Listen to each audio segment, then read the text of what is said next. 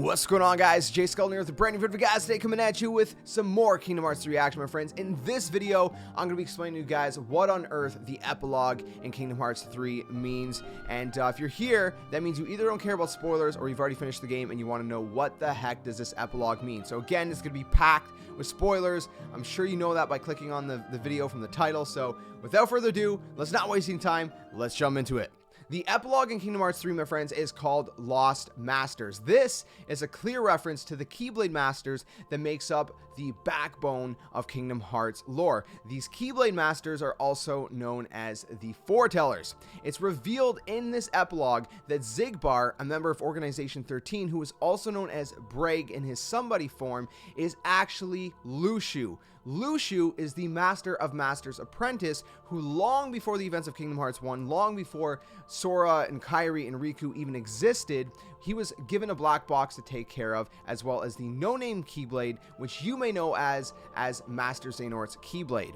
This black box and this no-name Keyblade comes from the Master of Masters, who put his own gazing eye into it. The gazing eye allowed the Master of Masters to see all in the future and be able to write the Book of Prophecies. Now, the Book of Prophecies foretold the events that would lead up to the Keyblade War and what came after. In order to prevent undue temporal paradoxes, the Master of Masters did not give Luxu a copy of the book. The Master of Masters tasked Luxu with taking the mysterious black box and the no-name Keyblade out of town to be a neutral observer of the events to come and to pass down the Keyblade to his own apprentices so it would survive through the ages. As we've seen it ended up being Master Xehanort's Keyblade. He did give a copy to 5 other apprentices of the Book of Prophecies, who we see 4 of these apprentices making an appearance in the epilogue with Luxu. These are 4 of the 5 Foretellers. The Foretellers include Envy, Gula, Ira, Aced, and Ava. Now, the only one we don't see is Ava, and we're going to jump into that in just a second. So they were all tasked with different roles for them to follow in preparation for the event of the Great Keyblade War, which would doom the world. Now, the Book of Prophecies talked all about that, and after giving the Book of Prophecies to all of his 5 apprentices, and after tasking Luxu with taking the no-name Keyblade and the mysterious black box, the Master of Masters disappeared, and we have no idea why he left. No one knew where or why he left, where he went, nothing. No one knew anything. After reviewing the book, the apprentices were shocked to read the following prophecy, which read, "The fated land will be the battleground for a great war. Light will see defeat and expire, while darkness prevails evermore." The Foretellers established unions in order to battle the darkness and use the Book of Prophecies to draw power from the future in the form of metals. They did this in order to attempt to prevent the events that the book prophesied about. All that said, one apprentice, Gula, was given a lost page. This lost page contained the events of a betrayal of the Foretellers and how the Keyblade War would begin. This page ended up causing lots of doubt and tension among the 5 apprentices, not knowing who the traitor would be. Now, like I said, the 5th apprentice that was given the Book of Prophecies was Ava. She is absent in the Kingdom Hearts 3 epilogue. Ava had confronted Luxu in a final attempt to prevent the brewing conflict, searching for answers on where the Master of Masters had gone. However, suspecting Luxu to be the traitor that was mentioned in the lost page, Ava attacked him, which signaled the start of the Keyblade War. Prior to attacking Luxu, Ava had created a separate faction of Keyblade wielders called the Dandelions. The creation of the Dandelions was due to the fact that Ava realized conflict between unions was inevitable. The Dandelions were ordered to avoid the Keyblade War in favor of going to a new world to ensure the future of the light. Per the Master of Masters' instructions, Ava recruited 5 Keyblade wielders to succeed the Foretellers following the Keyblade War. Only one of them was meant to receive a copy of the Book of Prophecies, however. This member was Ephemer. Now, Ephemer can actually be seen in Kingdom Hearts 3. He appears near the end in order to help Sora fight a large group of Heartless. This occurs when somehow Ephemer appears and uses the power of the light to gather all the Keyblades in a Keyblade graveyard in order to help Sora take on the gigantic group of Heartless.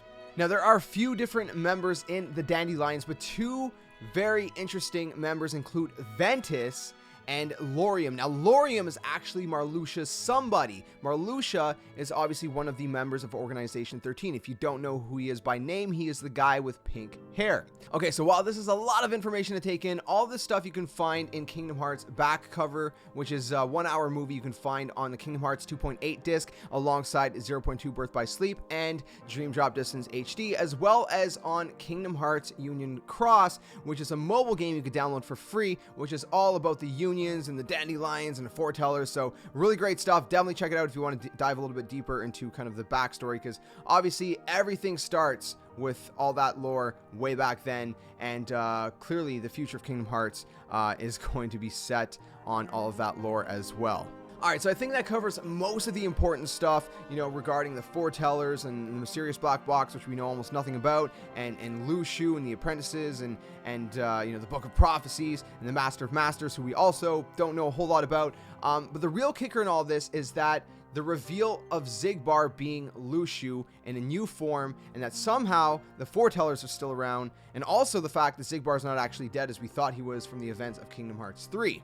Now, to top all of that off, we have no idea where Ava is. We don't know how the dandelions could play a future in Kingdom Hearts lore moving forward. We don't know what Ventus's role could be in the future as an original member of the dandelions. We don't know what Marluxia's somebody Laurium's role could be as an original member of the dandelions. We know that the Organization 13 members that we defeated near the end of Kingdom Hearts 3, they were going to be reconstructed into their somebodies. So we know that Laurium is probably back kicking it around somewhere. We don't know what Luxu plans to do, though it seems as though he has bigger plans than Xehanort ever did, and that the next Kingdom Hearts saga will be even bigger than the last 15 years of games, which is mind-blowing.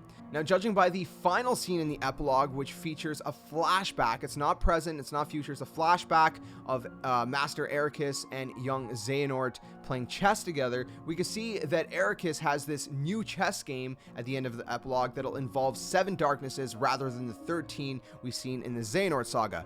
Now, we don't know how many lights there are going to be. He places down the 1 and then the epilogue ends. So we don't know if there's going to be more than that. Is it literally 1 versus 7? Is it Sora versus 7?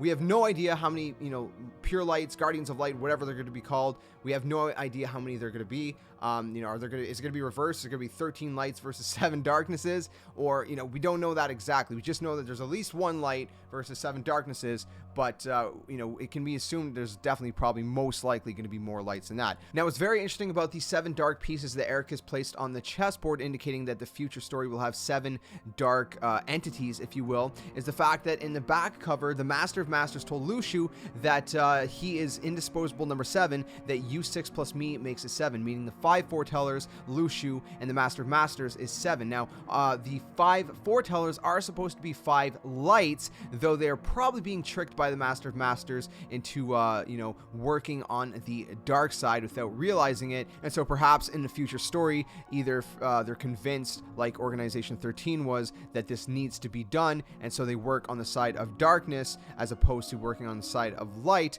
or they get corrupted somehow, or something. But one thing that for sure cannot be denied or overlooked is the fact that the 7 dark pieces Ericus placed on the chessboard contain 5 of the symbols of these 5 apprentices that are supposed to be the 5 lights. If you guys look at the screenshot very quickly, you guys can see these 5 symbols are of these 5 apprentices that come from the unions. These are the union symbols, one for each of these characters. Now, going back to these screenshots of the chessboard, if you guys look at the first picture here, this is the most clear picture we have. We can see on the very left is the unicorn, which is Ira. To the right of it is a heart, which I'm assuming is a Luxu. To the right of that is something that looks very evil with horns, which I'm assuming is the Master of Masters. To the right of that, we have the snake, which is Envy. And to the right of that, we have the leopard, which is Gula. Now, if we look at this other image, it's not as clear of an image, but you can make out the other symbols as well, which includes, of course, the fox, which is Ava, and the bear, which is Ased. So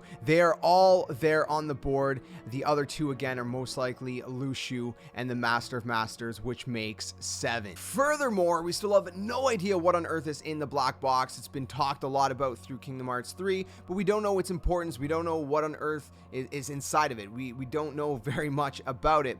We still have no clue where the Master of Masters is either, but it is assumed that he will probably play quite a larger role in the future of Kingdom Hearts at some point. I'd be very surprised if he doesn't. As for our heroes, we don't know what the future holds except the fact that Sora is planning to go save Kairi, whatever that entails, who knows. We know that there's many more adventures for Sora and all of our heroes to have in the future. And like I said, Kingdom Hearts has a massive future ahead of itself. If you thought the last 15 years of Kingdom Hearts was intense and it was an epic ride, that was only the beginning. There is plenty more in the future. Sora has many more adventures to make, and I just cannot wait to see what the future of Kingdom Hearts has in store. It's going to be one crazy ride. Like I said, the last 15 years have been epic, but it's only just beginning to scratch the surface. There is a lot more to come, and I just can't wait. I'm super excited. That said, my friends, if you have any questions, let me know in the comments below. I'll do my very best to answer them if anything was kind of unclear or anything.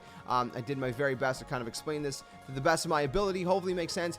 It's also worth mentioning there is still a secret movie that has not yet been added to Kingdom Hearts 3, and that'll be updated at some point, and we're going to have one more cutscene, which will probably tease the next game a little bit further. So that will be exciting. I'll definitely have that on the channel once that comes out. But that said, for this video, if you enjoyed it, if you found it useful, informative, make sure you guys smash the like button, subscribe, the comment, share, and all that awesome stuff.